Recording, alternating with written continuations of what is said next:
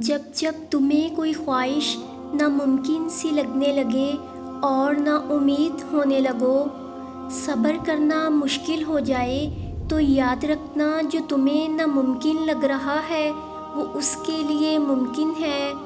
نا امید نہ ہونا، یہی تو صبر کرنا ہے، یہی تو اس کے کن پر کامل یقین کرنا ہے، یہی تو آزمائش ہے تمہارے صبر کی۔ اگر اس نے یہ خواہش پوری نہ کرنی ہوتی تو وہ دل سے اس کا خیال بھی نکال دیتا، اور وہ ایک روز اس ناممکن کو ممکن کر دے گا، تمہارا ادھورا خواب مکمل کر دے گا۔ ایک روز تمہاری آنکھیں دعاؤں کی قبولیت دیکھیں گی، یقین رکھو اس پر۔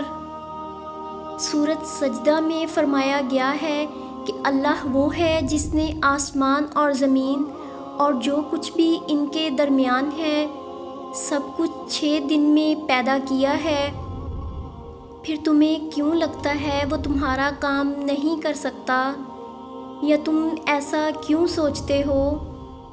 جو مانگا ہے وہ تمہیں وہ چیز دے نہیں سکتا؟ اس کے خزانوں میں کبھی کوئی کمی نہیں ہوتی۔ آسمان سے لے کر زمین تک ہر کام کی تدبیر کرتا ہے۔ تمہارے نزدیک جو 1000 برس کا کام ہے، اللہ کے لیے وہ ایک لفظ کن کی بات ہے۔ کائنات میں جو بھی کہے اپنا یقین پختہ رکھو۔ یقین والوں کے لیے وہ قرآن میں فرماتا ہے کہ اللہ کی مدد تمہارے ساتھ ہے تو تمہیں اور کسی کی مدد کی ضرورت نہیں ہے۔ اگر اللہ تمہیں تھام لے تو کس کی اتنی جرأت کہ تمہیں گرا سکے؟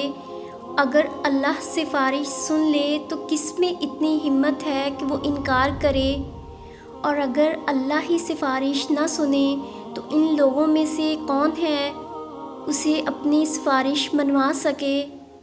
جب تک اللہ تمہارے ساتھ ہے تب تک کوئی تمہارا کام بگاڑ نہیں سکتا ہے، نہ تمہیں ہرا سکتا ہے۔ جب وہ کسی چیز کا ارادہ باندھ لیتا ہے تو کائنات کی کوئی بھی چیز اسے روک نہیں سکتی۔ اللہ نے ہر کسی کی تقدیر بہترین لکھی ہے۔ دیکھی ہے کبھی اللہ کی بنائی ہوئی کوئی چیز نامکمل؟ دیکھا ہے کچھ ایسا جو اللہ نے بنایا اور اس میں بہتری آ سکتی ہے؟ چاند، سورج، آسمان اور زمین اور اس کی بنائی ہوئی ہر چیز کو مکمل اور بہترین شکل میں بنایا، تم نے پھر کیسے سوچ لیا؟ اللہ نے تمہارے لیے جو سوچ رکھا ہے وہ بہترین نہیں ہے؟ اللہ نے ہر چیز مکمل بنائی ہے، تمہاری کہانی کیسے نامکمل چھوڑ سکتا ہے؟ وہ تمہاری محبت کو کیسے ادھورا چھوڑ سکتا ہے؟ میرا اللہ کچھ بھی نامکمل نہیں چھوڑتا۔ واحد وہی تو ہے جو اپنے وعدے پورے کرتا ہے۔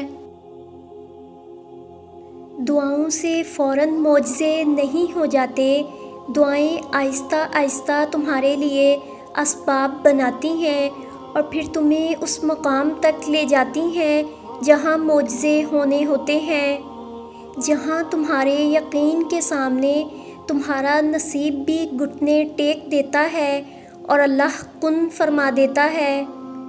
ہو سکتا ہے تمہاری زندگی میں ہونے والا کوئی معجزہ تمہاری دعا کا منتظر ہو اور تمہاری ایک دعا تمہارا نصیب بدل دے۔ اللہ سے ہمیشہ بھلائی اور اچھے وقت کی آس رکھنی چاہیے۔ وہ اپنے بندے کو اسی چیز سے نوازتا ہے جو وہ اللہ سے توقع کرتے ہیں۔ اللہ ہمیں قرآن میں کہتا ہے، مجھے پکارو میں تمہاری دعا قبول کروں گا۔ تو آپ کو کیا لگتا ہے کہ وہ آپ کی بات نہیں سن رہا؟ آپ کے منہ سے الفاظ نکلنے سے پہلے ہی وہ سب سن رہا ہوتا ہے۔ یہ اللہ کا حسن ہے کہ ہمیں کچھ کہنے کی بھی ضرورت نہیں، کیونکہ وہ پہلے سے ہی سب جانتا ہے۔ بس تم بے صبرے مت بنو، ضرور تمہارے لیے تمہارے رب نے بہترین سوچ رکھا ہے، اور جانتے ہو ہر مشکل کے بعد آسانی ہے، یہ تو تمہارے رب نے کہا ہے، اور رب کا وعدہ تو سچا ہوتا ہے۔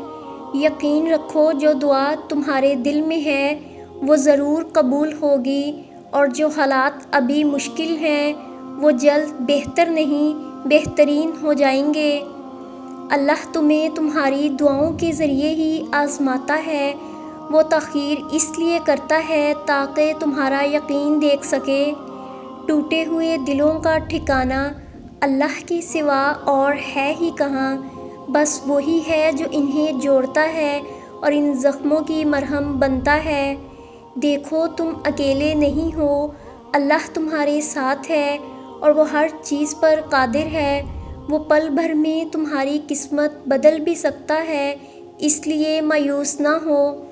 پھر خود سے اور اللہ سے وعدہ کرو کہ جس چیز کے لیے آج تم روئے ہو اس کے لیے اب کبھی نہیں رو گے۔